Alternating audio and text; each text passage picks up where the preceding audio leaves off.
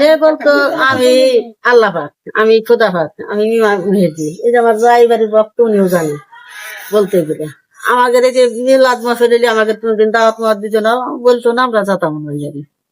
কোরআন শিব তেজপাতা রোজা আল্লাহ মানুষের পছন্দ করতো না, যারা রোজা রেখে যাইতো তাদের পছন্দ করতো না, কোনোদিন ইফতারি দিত না এই বাড়ি, বুঝছেন?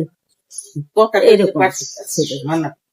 আর এই যে মারা গেল, আমাদের একটু মাই কিনে করলো না, আমাদের চাল ফাল জানাজারে যাওয়ার জন্য প্রস্তুতি ছিল, কিন্তু বলছে যে জানাজারে টাইম কোন সময়, যে আল্লাহ পাকের আবার জানাজার কিসের, এই কথা বলছে।